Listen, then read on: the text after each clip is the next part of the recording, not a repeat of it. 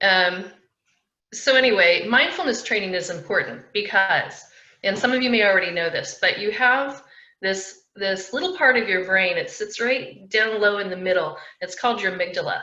And your amygdala is your lizard brain. It is not an evolved part of your brain. It is your fight or flight, freeze or fawn center. It is the place that really protects us, when we were back, living in caves. But what happened is that didn't evolve. And so here we all are running around today with this amygdala that still likes to fire off. And the interesting thing about the amygdala is once you experience a trauma of some type, then anything that would remind you of that same trauma, it goes off. It is the first thing to go off. It is the first place that everything you sense goes through in your brain. It is like stop one in processing. And that can be a problem sometimes when we are in a situation, we smell something, see something, hear something that reminds us of a trauma that maybe we don't even remember wholly, and our body just responds. Have you ever seen anybody just kind of lose it and there's really nothing going on? That's their amygdala just going off. So mindfulness training helps override that amygdala, and it gets you to the prefrontal cortex, which is located here. And the prefrontal cortex is kind of where we think and we plan and we execute things. So we go, if we can override that amygdala, right, which is just our react center, and we can get to our prefrontal cortex of our brain here, which is our response center, we can act more appropriately. And the only way to actually do that is by circumventing that amygdala. And that's what mindfulness training does. And that's why it's so important. The other thing to know about mindfulness training is that it is not about having your mind free of thoughts. It's really about just allowing the thoughts that are happening to pass through without judgment. So if everybody will find a place to sit, you can be on the floor, you can be in a chair, wherever it is that you're most comfortable. You can be lying down, standing. And remember, the idea of this is not to escape what's around you either. Those sounds coming in, the sights, the smells, you're just going to let them pass through, same as the thoughts. So if you will join me, go ahead and have a seat. Put your feet flat on the floor. And I want you to put your hands on your legs. Now, all you're going to do is drop your chin down and move your gaze down towards the floor. Good. Now just take a couple of breaths in, nice and easy.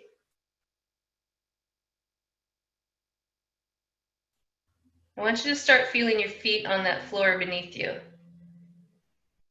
Maybe it's your carpet, maybe it's a hardwood floor. Nice easy breath in and release it. Feel your hands on your legs. And let that gaze continue to fall down. If you want to close your eyes, you can.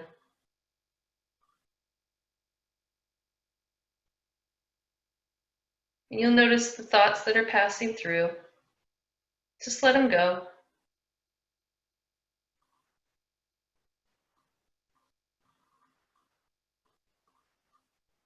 Let your breathing begin to slow and relax. You're going to relax your shoulders. Let your hands get heavy on top of your legs.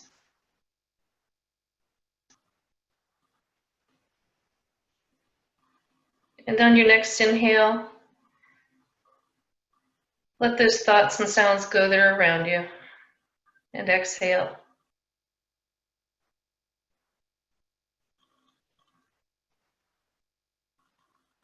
Good. And feel your hands on top of your legs. Maybe notice the fabric.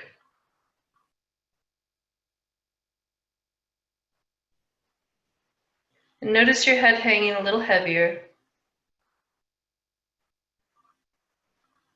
Maybe your eyes are closed now.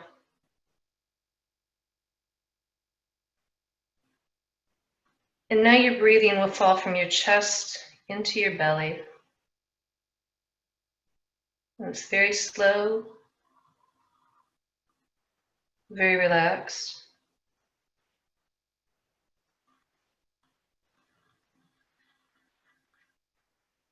And as you breathe, you notice that everything around you is allowed to pass.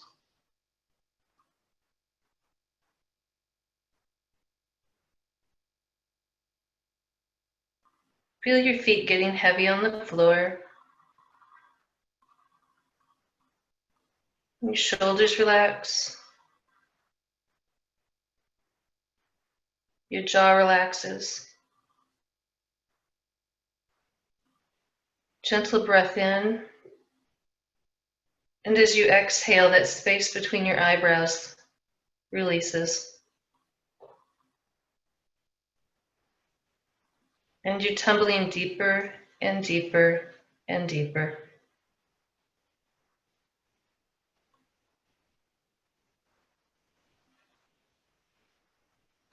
And you notice your breath falling gently into your belly.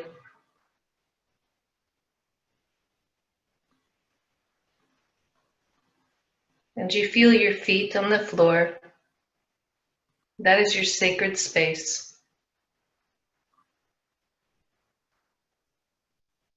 And now you are deep within your sacred space.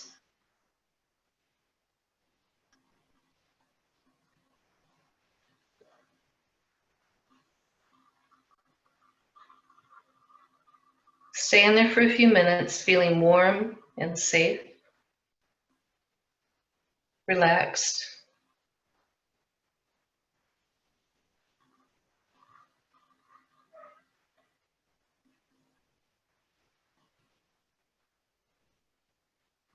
And when I count backwards to 1, you're going to raise your eyes back towards me.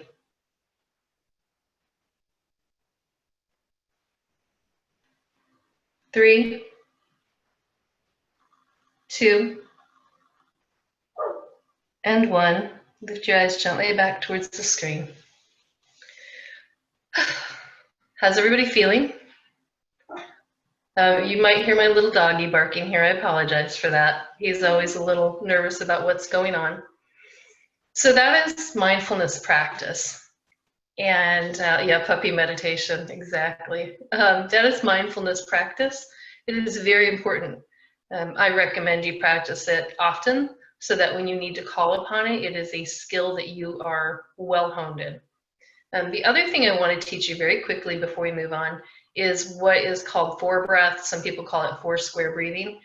This is meant for people, and it happens sometimes in the backcountry, especially if we're tired and exhausted, but it can happen at any time. If you tend to have higher anxiety, or you just find yourself in a situation, if you've ever seen anybody hyperventilate, what's happening is they're blowing off their CO2. They're taking in more oxygen than they are CO2. So they're just blowing off their CO2. And so a lot of people think it's the reverse. It's not, which is why you'll see people breathe into a bag because they're holding that CO2. But there's a way to do it. It's called 4-count breathing. And I want you to practice it really briefly. The military uses this. I know lots of dancers and entertainers and athletes that use this. So all you're going to do, and I want you to do it with me, and I want you to start practicing this regularly when you get a chance. And it's going to help. What it helps do is balance out that CO2 and oxygen exchange so that you get back to the space you need to be. When your CO2 and your oxygen are off, we don't think right. So that's, again, that amygdala kicks in, and then the gases in our body get unbalanced. So all you do, it's really simple. I want you to picture a square, right? And at the top of the square is 4 counts in. So you breathe in 4. Then you're going to hold your breath for 4 on the side of that square. You're going to exhale for 4. And you're going to hold for 4. So inhale for 4. Hold for 4. Exhale 4. Hold 4. Got it? A couple of cycles of that if you are having problems breathing, not because of asthma, but if you're starting to blow off your CO2, it really helps. I have a few clients that have exercise-induced anxiety, and when I first told them, hey, part of what you got to do is hold your breath, they were like, are you kidding? I can't breathe anyway. But it really does work. So practice that 4 count or 4 square breathing. excuse me, to help you. And it's a great trick to teach anybody. You need to steady your nerves. It's a really great thing to do. Okay, are you guys ready to get down to the nitty gritty? You got your pen and paper? I'm excited to do this with you. So goal setting is one thing, value setting is different. And value setting is actually the fundamental way that we get to our goals. So what we're going to do is actually set our value for the race for each of you. So you need your pen and you need your paper. So we're going to start with, there's always a circumstance, and a circumstance is a fact. It's a neutral set of facts. It's something you have a thought about. And circumstances aren't things we need to get upset over. They're just, again, they're neutral facts, right?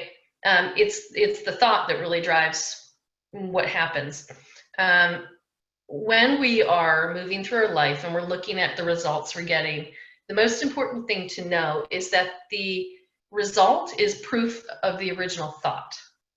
So I want to say that again. The result you get is proof of your original thought.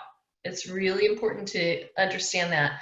I don't know if there are kids present, and I hope there aren't, or if there are, forgive me, but we have this negative banter that goes through our head a lot, and I call them shit fairies, and they sit on your shoulders and they whisper these things in your ears, and they're usually terrible things that aren't helpful. So the idea is that we are going to calm those shit fairies down, and we're going to control our own thoughts.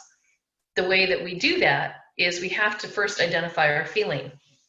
It can be very hard to put a name on a feeling, and that's what we call emotional adulting, when you can start to name your feelings and then decide whether or not those are appropriate and then respond with the appropriate feeling. It's really tough to do. It's something we'll probably most of us practice our whole lives, but there's where we are. So the circumstance that we're dealing with today is the race that's coming up, right? So the first thing I want you to do is I want you to write down on a piece of paper your feeling about that. Now, feelings are things like glad, mad, sad, happy, excited, anxious, scared, whatever it is. That's a feeling.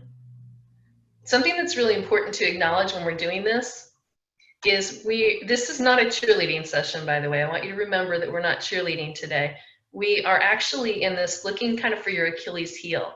So you're probably, a lot of you have a lot of stoke over this race, but I kind of want you to look at where your Achilles heel is, right? We want to drive down a little more on where that is. So while we don't want to focus on the negative, we do need to acknowledge where that little bit of weakness is so that we can address it now. We want to do the rumble now with those feelings before we're out in the field with our teammates trying to rumble with that feeling. So let's do the rumble now. So go ahead and name that feeling, write it down, whatever it is.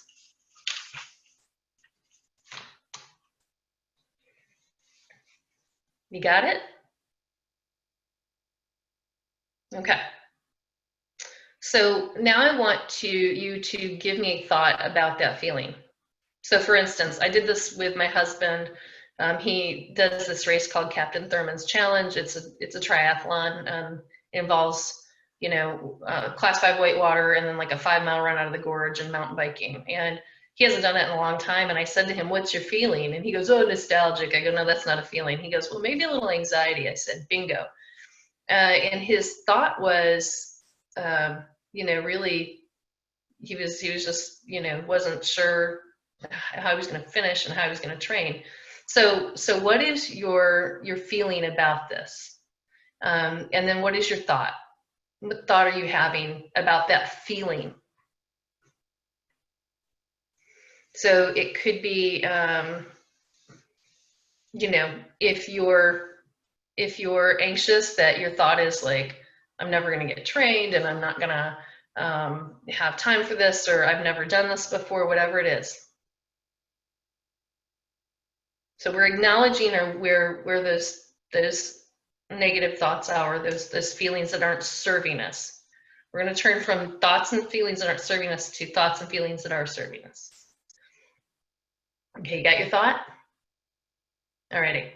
So now I want to ask you, what feeling would you like to have? What feeling do you want to feel before the race, you know, during your training, during the race, when you're out there with your teammates? What is the feeling you want to have? I'll give you the instance again with my husband. He was saying that he really wanted to, you know, feel secure kind of in his, you know, being out there, like he wanted to feel good about it. So I want you to think about the feeling you want to have. Okay, you got that? Okay, let's stop right there and let's set that aside. So we are going to name right now, before we go any further, your value for the race. What is your value? What is it that you value during your training, during the race? When I was, again, speaking with my husband about his value was that he wanted to feel satisfied. He wanted to feel self-satisfied. And that for him meant that he gave it his best shot, but he also didn't beat himself up, that he was enjoying as much as, you know, we can enjoy sometimes, really putting ourselves through the ringer physically and mentally. So what is your value around the race? It can be anything.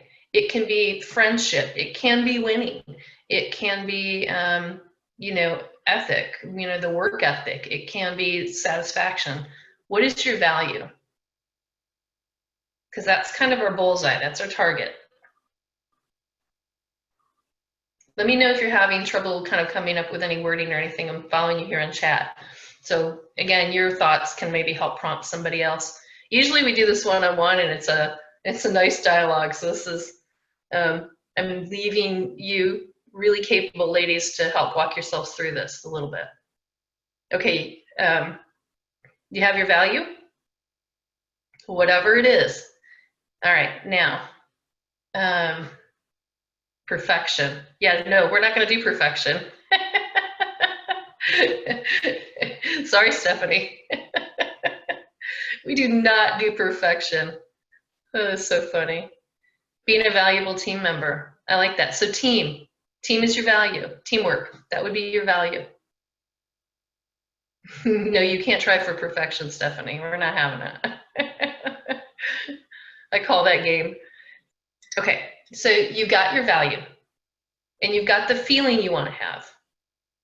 So again, remember, for my husband, it was self-satisfaction, and the feeling that he wanted to have was that he was satisfied, he was happy. Those are two things that align very well, because what we need to do now is align the feeling we want and the value that we have placed on this with our thought.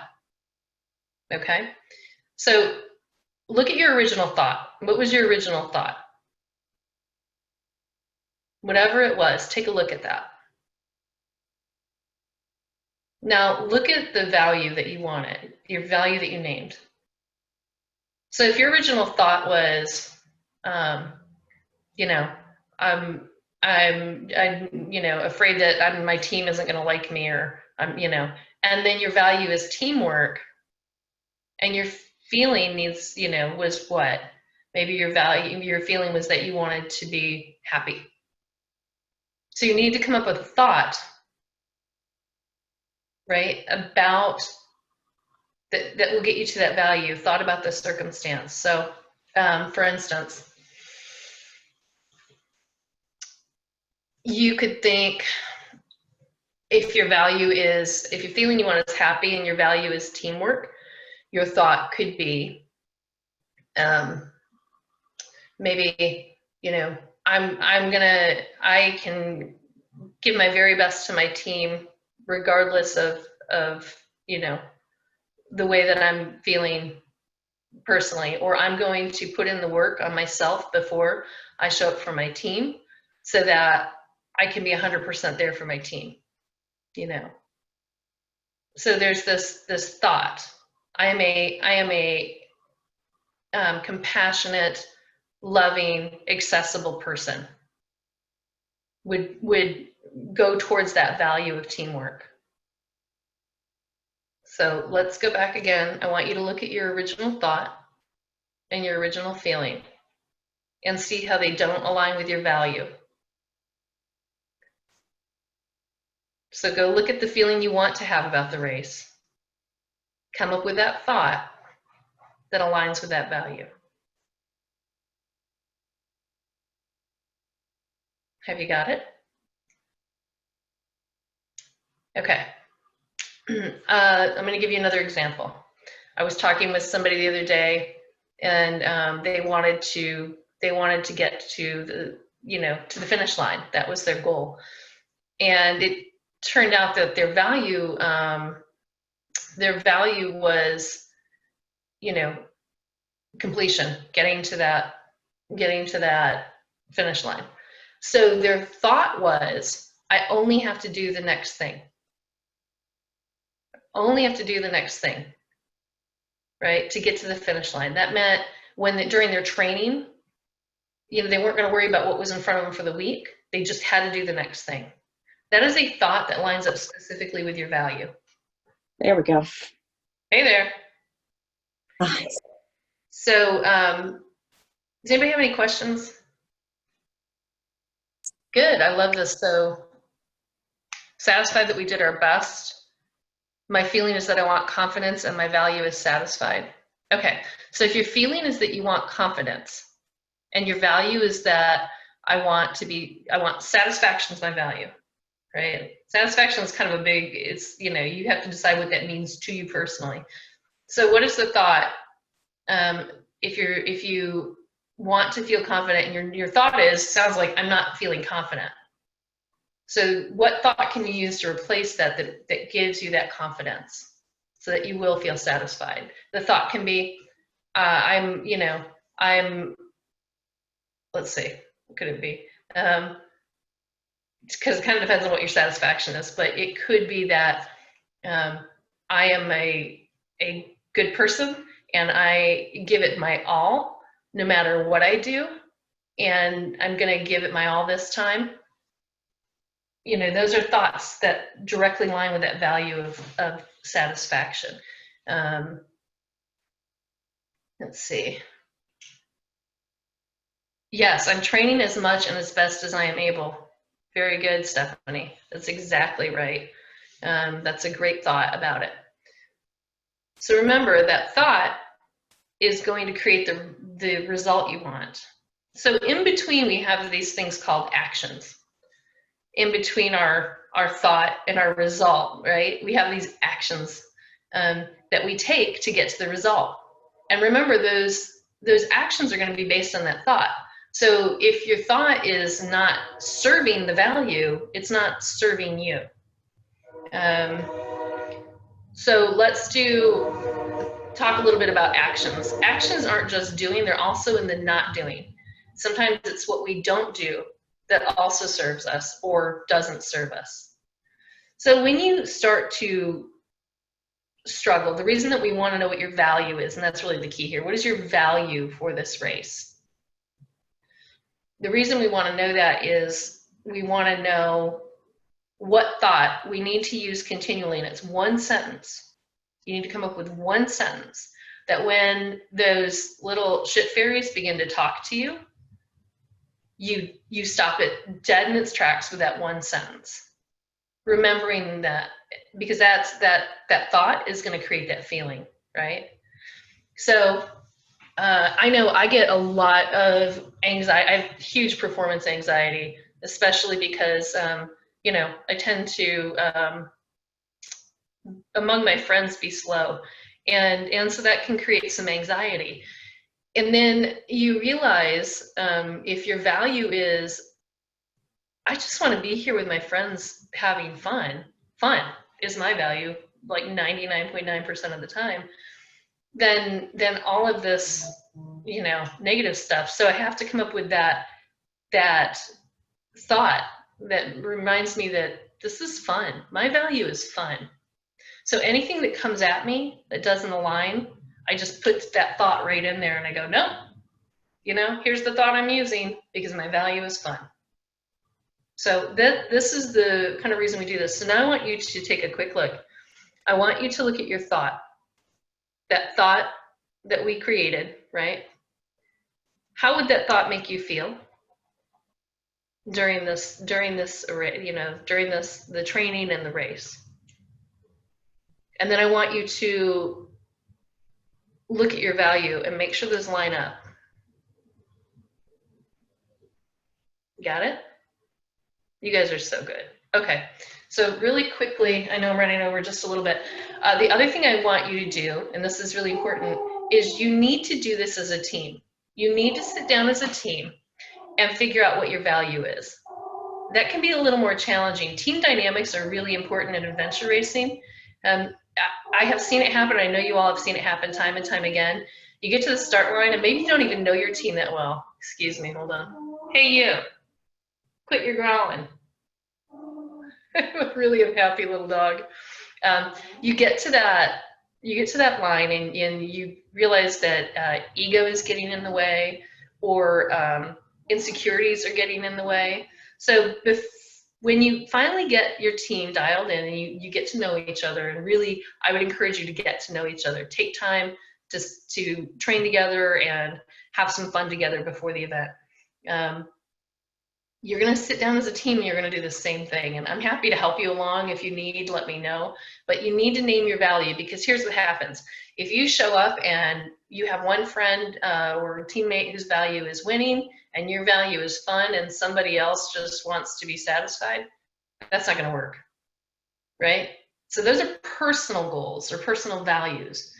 Sit down as a team and come up with your value, and you can do it. It's a little work, but you're going to find a way that ensures that everybody has their own values served, and that as a team, you know, you have come up with what it is. And by the way, again, there's nothing wrong with getting to the start line being your goal. I would encourage you to as a team go a little further beyond that, because you're going to need each other in the field. Okay. So we're going to work on that a little bit more. Oh, here's the other thing, and Stephanie, you may be able to speak to this a little better. If you find yourself on a team and the dynamic isn't working, don't be afraid to speak up and, you know, maybe look at switching teams. Or it really isn't a personal thing. If you're trying to get something done, you need to be able to communicate honestly. That's where this emotional adulting comes in. And maybe, you know, talk to some other teams, find out if they can, you know, it can be a little, you know, you have to really be compassionate and respect everybody's feelings. But man, if you know that your team is not gelling, either work it out or find new teammates. That's my best advice on that, because once you get in the field and you need each other, whew, it's not a time to figure out that things aren't going to work. So does anybody have any questions for me? So I had to step away for a minute, and so I want to make sure that I've got all the steps right. So here's what I've written down. I've got, for my initial thought, sort of the negative thing that I'm wanting to replace. It was anxiety for lots of reasons. Fortunately, our race is in late August, so everyone keep your fingers crossed. I am hoping there's no reason we won't all be at Carter Caves on August 22nd. The feeling I want to have is satisfaction.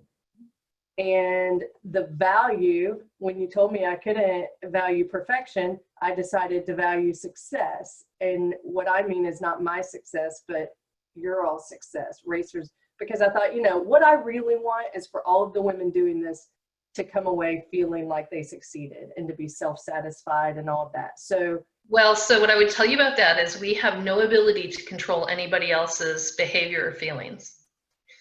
So your value could be excellence, and that is about you and the race. That is about, and excellence is not perfection. Excellence is giving our very best to something without beating ourselves up or wearing ourselves down. It's knowing that good is good enough. Getting it done sometimes is more important than that perfection. And so excellence is a quality that we can look for and a value we can look for. But the excellence can't be, it can be that you have given the best experience you know how to give, right? That's it. Because we cannot control what anybody else is thinking or feeling at any time.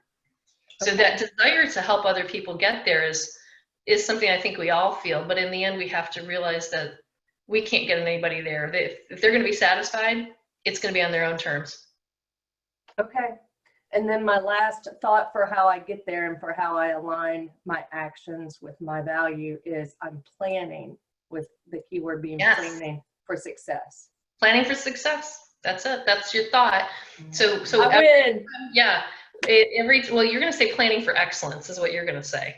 Okay. Not success, but excellence. And it's going to be your excellence. This is your race. So when it starts to come in and you're like, hey, listen, I'm planning for excellence here. I got this. Like I'm not going to get mired down in these silly details, you know. So get the thing done. That's my big, because when you're doing something that's big, just get the thing done. I also think, by the way, ladies, when we have women specific, we tend to, in sports especially, find a more supportive environment. And so when you're doing this stuff and you're doing an event that includes men too, the dynamic can change a little bit. The communication can change a little bit. So be expecting that, and you know, stand your sacred ground. That's my advice. My wonderful, beautiful, amazing friend Cindy Reed told me, when times get tough, feel your feet underneath you. And I really think that is a great thing to do. So that value you set when you're in the field and you're tired, and you know, maybe you guys are struggling as a team or individually, take a moment, do that 4-count breathing, and feel those feet beneath you. That is your sacred space. Whatever you need to speak there, speak there. Make sure that you speak with compassion, that you're emotionally adulting, you know, and that's, again, using that breathing to override that amygdala. And I recommend, if you're in the field and like things are going bad, take 2 minutes and do that mindfulness practice. Refocus, override that amygdala. I can't hear you, Stephanie. Are you muted? Sorry, I double clicked. Sarah asked, should you only have one value, or is it okay to have more than one? If you can have more than one. I usually tell people, if this is a newer practice to you, drive down on one. But if you have raced before, or if you've kind of done these exercises before, it's okay to have 2, no more than 2. Because we can name 1,000 things we want, right, for a value that we want for something, but really, like, 2 is kind of the limit. I'll give you an example. In my professional life, as doing coaching, I really want excellence to be right up there at the top, and then professionalism. Of course, I want kindness and compassion and all these other things, but I know if I'm giving my very best professionally, if I'm training myself and doing all of those things, and then I'm providing as excellent a service as I can possibly to my clients, the rest of that's going to fall underneath that, right? So, really, really keep that in mind. Yeah, so I looked at my 2 because it is just 2, and one seems to be more for training, and then one more for the race. Like there's that's fine. Yep, okay. You can do that. Yeah, for some people it's a 1, and others have 2. That's fine, especially because there are races. So you could in fact have, 4, right? Because we call them arenas. These are arenas. Brene Brown talks about our arenas in our life. Each child you have is an arena, your job is an arena, each coworker is an arena, training is an arena, racing is an arena. So the other thing I would tell you all is find your support people. Hopefully they're your teammates, but find those support people that when you start to, you can share this value with, you can share this thought and feeling, and when you start to tumble away, they're going to go, you said this. And you're like, okay. So that's really one of the best things you can do. So anybody else, if you guys have questions, I'm going to be around. Let me know, PM me or whatever.